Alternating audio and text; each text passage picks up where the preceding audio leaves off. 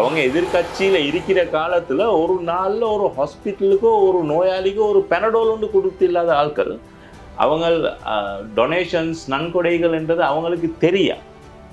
அவங்களுக்கு அப்படி ஒன்று கொடுத்து பழக்கம் இல்லை, எடுத்து தான் பழக்கம். நல்ல சுயத்திட்டம், ஆனாலும் இதை விட நிறைய வேலை திட்டங்கள் செய்ய வேண்டியிருக்கிறது. அதை பார்க்காமல் இப்பொழுது இந்த வாகனங்களை பரிசோதிப்பது, வாகனங்கள் இருக்கின்றது, ஒளி விளக்குகள், அலங்காரங்களை சொல்வது, இதுக்கு முதல்ல இருந்த அரசாங்கங்களால் செய்யப்பட்ட ஊழல்கள், மோசடிகள், அந்த மாதிரியான விஷயங்களை வந்துட்டு நல்லா கண்டெடுத்து அதுகளுக்கு தேவையான நடவடிக்கைகள், தண்டனைகள் கொடுக்கறது, அந்த மாதிரியான விஷயங்களை எதிர்பார்த்த மாதிரி இருக்குது. ஆனாலும் வந்துட்டு அதுக்கு மாற்றமாக சில விஷயங்கள் இந்த பஸ்ஸில் நன்கொடைகளை விட அதிகமாக அரசாங்கத்திலிருந்து செலவு செய்யப்படுகின்றது கடந்த காலங்களில் அப்படின்னு கருத்தை முன்வைத்ததால் யாரும் இனி உதவிகள் தேவை இல்லை அப்படின்னு ஒரு விடயத்தை சொல்லியிருந்தார். அவங்க இவ்வளோ காலமும் வந்து கொண்டு அரசாங்கம் அல்லது ஒரு பொறுப்புட இருந்த ஆட்கள் இல்லை. அப்போ அதனால் வந்துட்டு அவங்களுக்கு இப்போ ஒரு பிரச்சனை ஒன்று இருக்கு. எங்கட அரசாங்கம் என்று வந்ததுக்கு பிறகு இதில் வேற யாரும் வந்துட்டு ஒன்றும் செய்யக்கூடாது, நாங்கள் தான் செய்யணும். இருந்த அரசாங்கங்களும் அரசாங்கத்துக்கு கீழாக உள்ள இந்த கவர்மெண்ட் செக்டர் என்றத்தில் இருக்கிற ஆஃபீஸர்ஸும் வந்துட்டு தடையாகவே தான் இருந்திருக்கிறாங்க. இது எக்ஸ்போர்ட்ஸுக்கு சப்போர்ட் பண்ணதே இல்லை. என்ன காரணம்னு சொன்னால் இம்போர்ட்ஸில் வந்து கூடுதலாக சம்பாதிக்கலாம் அவங்களுக்கு பர்சனலி. அந்த இடத்துல இருந்தோம் அப்படிங்கிறதுனால நாங்கள் அந்த விடுக்க பயப்படாமல் சொல்லலாம். அப்படி இருக்குது நிலைமையில் இப்போது அன்னூர் அரசாங்கத்தில் இந்த செயற்திட்டத்தை முன்னெடுத்திருக்காங்க, கிளீன் ஸ்ரீலங்கா. நல்லந்தான். ஆனால் வந்துட்டு இது அந்த மக்களோட எக்ஸ்பெக்டேஷன் ஒன்று இருக்குதே, அதை வந்துட்டு உடைக்கிற மாதிரி.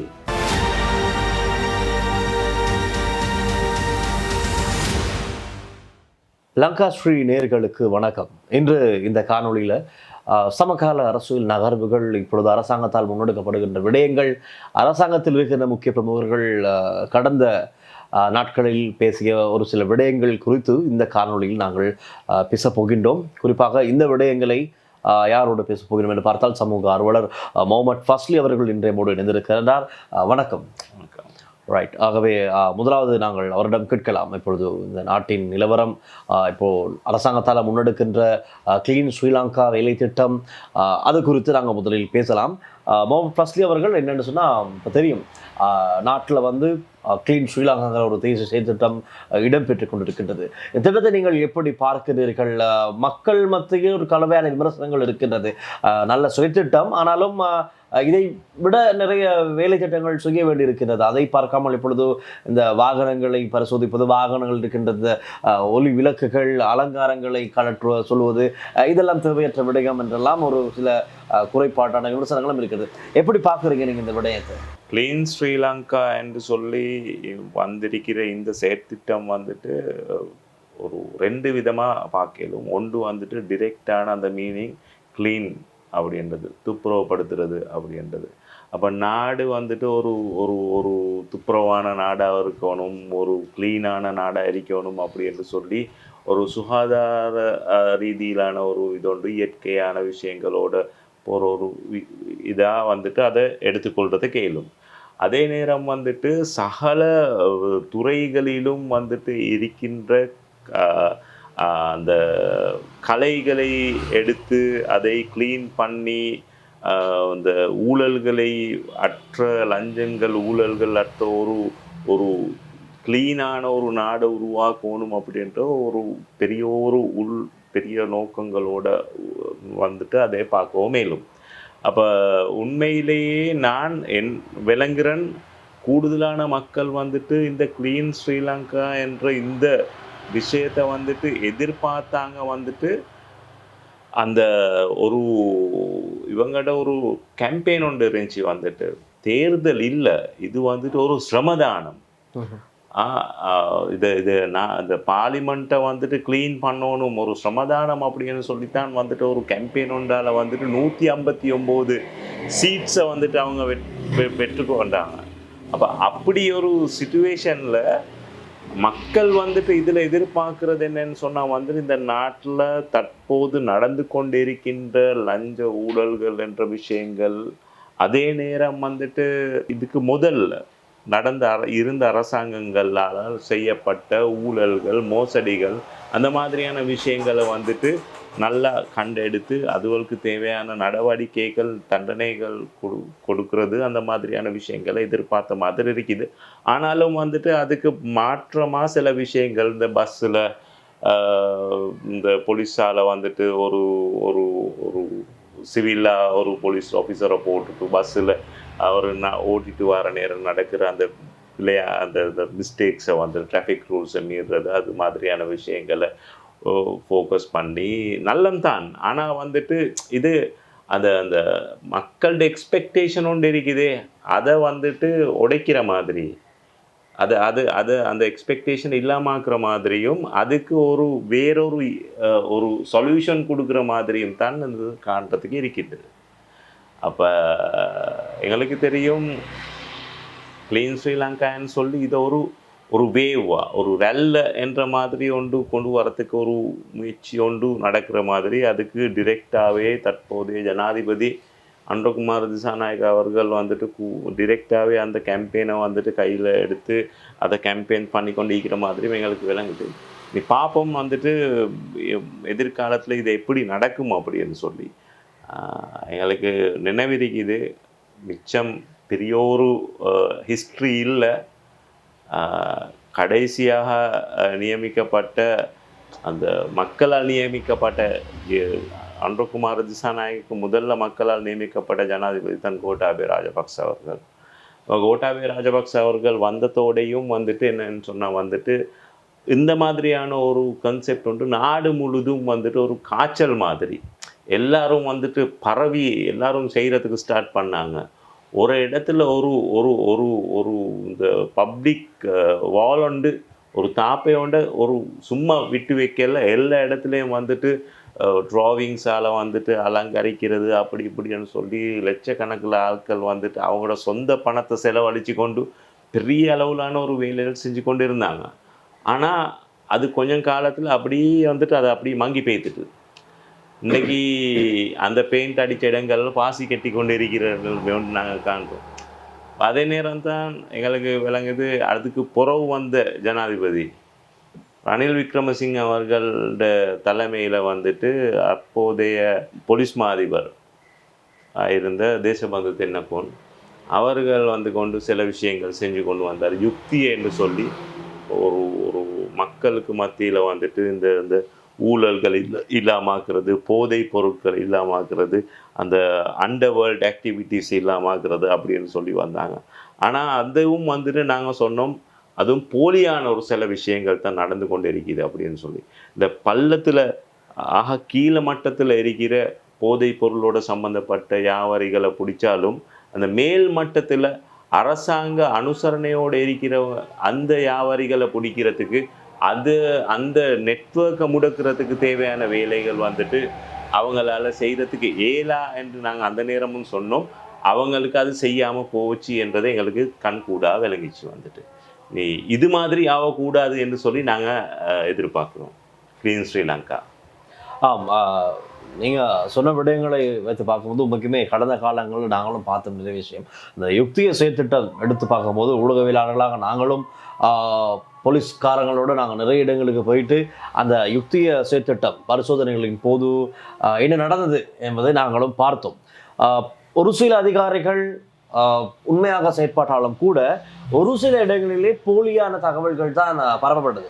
அது உண்மையிலே எப்படியான சொல்லியாக வேண்டும் என்று சொன்னால், இந்த ஆல்ரெடி அவங்க வந்து போலீஸ் ஸ்டேஷனில் எழுதி கொள்கிறாங்க ஒரு சில பேர்கள், குறிப்பிட்ட ஒரு சில பேர் தான். ஏன்னா அவங்க இதுக்கு முதல் கைதாகியிருப்பாங்க. அவங்களோட பேர் லிஸ்ட்டுகளை வச்சுக்கொண்டு அவங்களோட அட்ரஸ் தேடி போயிட்டு அங்கே எதுவும் கிடைக்குதா அப்படிங்கிற விஷயத்தையும் தேடின ஒரு காலகட்டம் இருந்தது. நாங்கள் அது ஊடகவியலாளர் நாங்கள் அந்த இடத்துல இருந்தோம் அப்படிங்கிறதுனால நாங்கள் அந்த விடத்தை பயப்படாமல் சொல்லலாம். அப்படி இருக்குது நிலைமையில் இப்போது அன்னூர் அரசாங்கத்தில் இந்த செயற்திட்டத்தை முன்னெடுத்திருக்காங்க க்ளீன் ஸ்ரீலங்கா. நீங்கள் சொல்கிற மாதிரி அது போகிற காலகட்டத்தில் என்ன நடக்கும்னு சொல்ல தெரியாது. இருப்பினும் இப்போ பார்க்கும்போது பெரும்பான்மை மக்கள் இந்த க்ளீன் ஸ்ரீலங்கா பார்த்து என்ன சொல்கிறாங்கன்னு நினச்சோன்னு சொன்னால் கலவையான விமர்சனங்கள் தான். நாங்கள் வாக்கு கொடுத்தது வந்து அரசாங்கத்தில் இருக்க ஊழல்வாதிகள் அவங்கள இல்லாமல் செய்யணும், அவங்களுக்கு எதிரான அதிரடி கைதுகள் இடம்பெறணும், அதிரடி நடவடிக்கைகள் எடுக்கணும். அதே போல் கடந்த அரசாங்கங்களில் இடம்பெற்ற ஊழல் மோசடிகளுக்கு யார் பிரதானமாக செயற்பட்டிருக்கிறது யார் அப்படிங்கிறவங்கள இனம் கண்டு அவர்களுக்கு எதிரான சட்ட நடவடிக்கைகள் எடுக்கணும் அப்படிங்கிற கோரிக்கைகள் தான் பெரும்பான்மையான மக்கள், சிங்கள மக்கள் முன்வைக்கிறாங்க. ஆகவே ஜனாதிபதிக்கு நான் நினைக்கிறேன் இந்த விடயங்கள் அறிந்திருப்பார். ஆகவே இப்படியான நகர்வுகளை அடுத்த கட்டத்தில் அவர் முன்னெடு செல்வார் என்பது குறித்து இன்னமும் சொல்ல முடியாமல் இருக்கிறது. அடுத்த ஒரு விடயம் தான் இப்போ கடந்த வாரம் ஒரு பலராலும் விமர்சிக்கப்பட்ட ஒரு விடயம் தான் சுகாதார அமைச்சர் டாக்டர் நலிந்த ஜாயதீஸ் ஒரு விடயத்தை குறிப்பிட்டிருந்தார். அந்த வைத்தியசாலைகளுக்கு நன்கொடைகளை விட அதிகமாக அரசாங்கத்திலிருந்து செலவு செய்யப்படுகின்றது கடந்த காலங்களில் அப்படின்னு கருத்தை முன்வைத்ததால் யாரும் இனி உதவிகள் தேவை இல்லை அப்படின்னு ஒரு விடயத்தை சொல்லியிருந்தார்.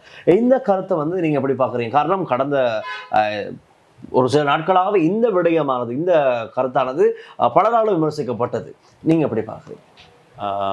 உண்மையிலேயே சுகாதார அமைச்சர் டாக்டர் நலிந்த ஜாயதீஸ் அந்த அந்த பேச்சை சொல்கிறார். அவர் சொல்கிறார் எப்படின்னு சொன்னால் இதுக்கு புறவு கொண்டு யாருடையும் தனிப்பட்ட நன்கொடைகளை எந்த ஒரு அரசியல்வாதியும் எந்த ஒரு தனிநபரும் அவங்களோட தேவைக்காக வேண்டி நன்கொடைகள் செய்கிறது, டொனேஷன் செய்கிறத இவங்க ஏற்றுக்கொள்கிறதுக்கு தயாராக இல்லை, அது விருப்பம் இல்லை என்ற மாதிரியான ஒரு கதை ஒன்று காய்ச்சார்.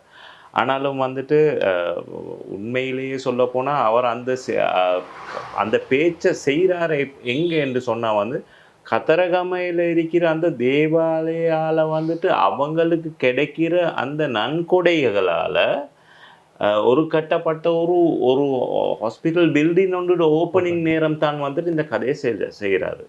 அந்த ஓப்பனிங்க்கு அப்படி ஒரு கதை சொல்கிறார். உண்மையிலேயே அப்படி ஒரு பேச்சு தேவையில்லாத ஒரு பேச்சு உண்டு. என்னன்னு சொன்னால் ஸ்ரீலங்காவில் ஹெல்த் செக்டர் என்றது உலகத்திலேயே ஆகவே அப்ரிஷியேட் படும் ஒரு ஹெல்த் சர்வீஸாக தான் இவ்வளோ காலமும் இருந்து கொண்டு இருக்கின்றது. என்னன்னு சொன்னால் ஃப்ரீ மெடிசின், ஃப்ரீ சர்வீஸ் என்றது நிறைய நாடுகள் இல்லை. அதுலேயும் ஃப்ரீ அந்த சர்வீஸ் என்றதை மிச்சமும் ஆகவே தரம் குறைவானதாகத்தான் ஃப்ரீ சர்வீசஸ் இருக்கிற சில நாடுகளில் இருக்கின்றது. ஆனாலும் ஸ்ரீலங்காவை பொறுத்தவரையில் இலவச மருத்துவம் என்ற அந்த கன்செப்ட் ஸ்ரீலங்கா உள்ளுக்கும் எந்த அளவுக்குன்னு சொன்னால் இந்த ஸ்ரீலங்காவில் ஹெல்த் செக்டரை தாங்கி நிற்கிது இந்த இலவச மருத்துவம் தான்.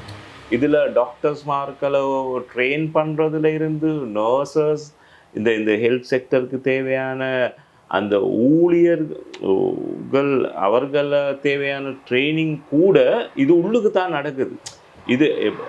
இதில் இருந்து ட்ரெயின் ஆகி தான் நிறைய பேர் வேறு வேறு ப்ரைவேட் செக்டர்களுக்கு போய்த்து கொண்டு வேலை செய்கிறதும், அதே நேரம் வேறு நாடுகளுக்கு போய்த்து வேலை செய்கிறதும், இதெல்லாம் இங்கே இருக்கிற இந்த ட்ரைனிங் எடுத்துக்கொண்டு தான் போகிறாங்க.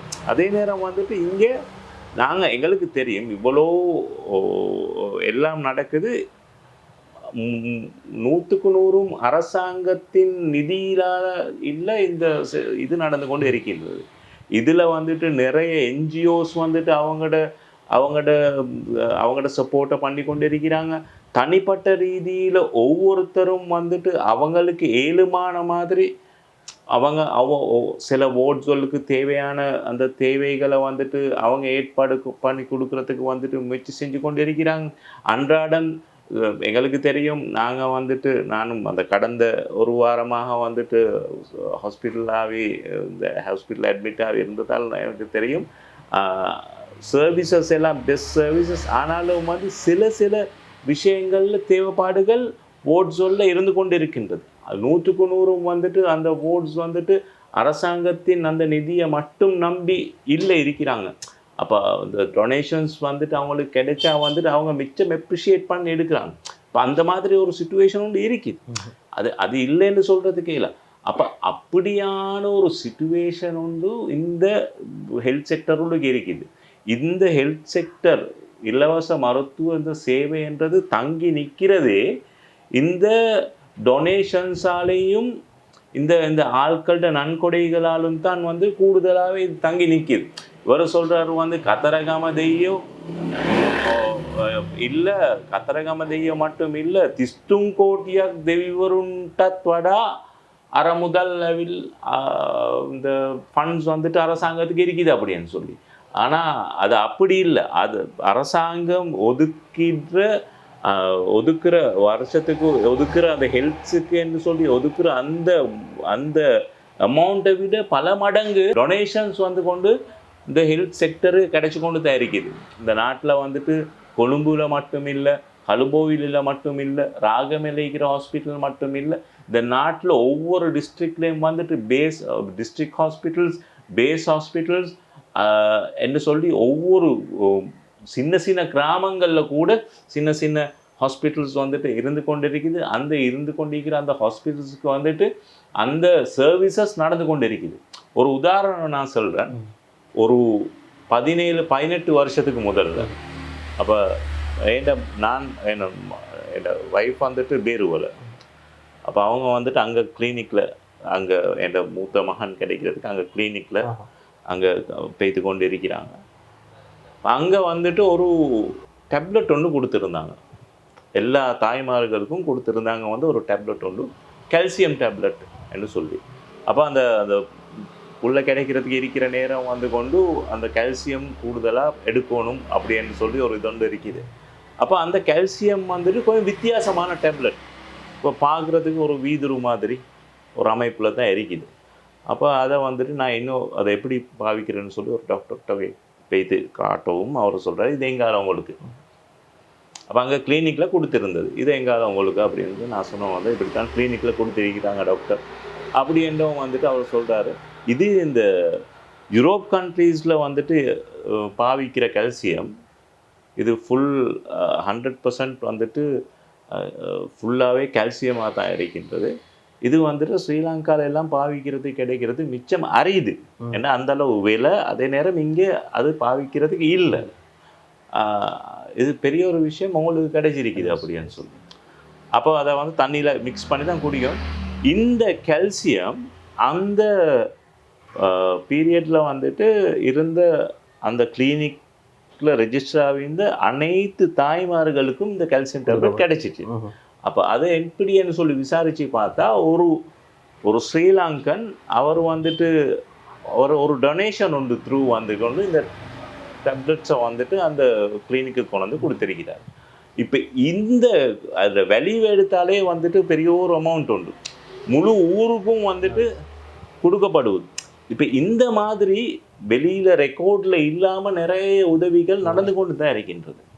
இது எல்லாத்தையுமே வந்துட்டு நாங்கள் கால்குலேட் பண்ணி பார்த்தா இங்கே ஹெல்த் மினிஸ்ட்ரியால் வந்து ஒதுக்குற அந்த அமௌண்ட்டை விட கூடுதலான அமௌண்ட் வந்து நன்கொடைகளால் இங்கே இந்த செக்டர் வந்து ரன் ஆகி கொண்டு இருக்குது என்றது வந்துட்டு எங்களுக்கு நல்லாவே தெளிவாக.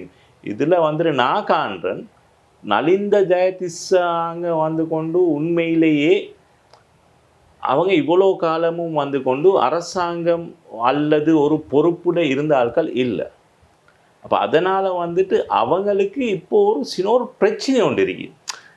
எங்கட அரசாங்கம் என்று வந்ததுக்கு பிறகு இதில் வேறு யாரும் வந்துட்டு ஒன்றும் செய்யக்கூடாது, நாங்கள் தான் செய்யணும். இப்படி ஒரு அந்த அவங்களுக்கு வந்து தாழ்வு மனப்பான்மை ஒன்று வந்திருக்குது. வேலை செஞ்சது இல்லாத ஆட்கள் வேலைக்கு வந்தாங்க, வேலை செய்ய வந்தால் நாங்கள் மட்டும்தான் வேலை செய்யணும், அடுத்தவன் ஒன்றும் செய்யக்கூடாது அப்படி என்ற ஒரு மனப்பான்மை உண்டு. என்னென்னு சொன்னால் வந்துட்டு அவங்க எதிர்கட்சியில் வருஷ கணக்கில் இருந்தாங்க. அந்த எதிர்கட்சியில் ஈக்கிற காலத்தில் ஒரு நாளில் ஒரு ஹாஸ்பிட்டலுக்கு ஒரு பெனடோவில் கொடுத்தில்ல. அவங்க எதிர்கட்சியில் இருக்கிற காலத்தில் ஒரு நாளில் ஒரு ஹாஸ்பிட்டலுக்கோ ஒரு நோயாளிக்கோ ஒரு பெனடோல் ஒன்று கொடுத்தில்லாத ஆட்கள். அவங்க டொனேஷன்ஸ் நன்கொடைகள் என்றது அவங்களுக்கு தெரியும். அவங்களுக்கு அப்படி ஒன்று கொடுத்து பழக்கம் இல்லை, எடுத்து தான் பழக்கம். பெல்ட் ஒத்தர்டு, ட்ரௌசர் ஒத்தர்டு அவங்க தான் சொல்லுவாங்க. அவங்களுக்கு நன்கொடைகளாக உடுப்பு எல்லாம் வந்துட்டு யாரும் கொடுப்பாங்க, அவங்க நல்ல பிராண்டட் எல்லாம் உடுப்பாங்க. அப்போ அப்படி உடுக்கிறார்கள் எடுக்கிறதுக்கு தான் தெரியும் தவிர அவங்களுக்கு கொடுத்து பழக்கம் இல்லை. நீ இதனால் வந்துட்டு ஒரு பிரச்சனை ஒன்றைக்கு அடுத்தவங்க கொடுக்க போகல, அடே கொடுக்குறானே என்ற பிரச்சனை, ஒரு பொறாமை. இந்த பொறாம மனப்பான்மை தான் மனசில் வைக்கிறது வாயில் வந்துச்சு அப்படின்னு சொல்லுவாங்க. பானையில் இருக்கிறது தான் அகப்பையில் வரும் என்றுவாங்களே, அது மாதிரி மனசில் இருக்கிறது வாயில் வந்துட்டு. இதுதான் உண்மை. இனி நாங்கள் சொல்கிறோம் வந்துட்டு இந்த அரசாங்கத்தில் இருக்கிற அனைவருக்கும் இப்படி பொறாம மனப்பான்மையோட வேலை செய்ய வானம், எல்லா தரப்பினர்களையும் சேர்த்து கொண்டு அவங்களோட வளங்களையும் பெற்றுக்கொண்டு அந்த சப்போர்ட்டையும் எடுத்துக்கொண்டு அரசாங்கத்தை நடத்துறதுக்கு முன்னுக்கு போனீங்கன்னு சொன்னால் உங்களுக்கு இந்த அரசாங்கம் நல்ல முறையில் நடத்துறதுக்கு ஏழுமாவும். அப்படி நீங்கள் ரெடின்னு சொன்னால் அதுக்கு ஒத்துழைக்கிறதுக்கு நாங்களும் தயாராக இருக்கிறோம். முகமது ஃபஸ்லி அவர்கள் இந்த வைத்தியர் டாக்டர் நலிந்த ஜாயதிஸ் அவருடைய இந்த ஒரு விடயத்தை மிகவும் தெளிவாக விளக்கியிருந்தீங்க. அதுக்கு அடுத்ததாக நான் என்ன கேட்க விரும்புகிறேன் என்றால், இப்போது அரசாங்கம் ஜனாதிபதி அவரோட தலைமையில் இந்த அரசாங்கம் ஒரு குறிப்பிட்ட வேகத்தில் நகர்ந்து கொண்டு இருக்கின்றது. ஆனால் அடுத்தடுத்த கட்டத்தில் என்ன செஞ்சால் சிறப்பாக இருக்கும், நாட்டுக்கு இப்போது அரசாங்கம் செய்ய வேண்டிய முக்கிய வேலை திட்டங்கள் என்ன அப்படின்னு ஒரு சமூக ஆர்வலராக நீங்கள் இப்படி பார்க்கலாம்?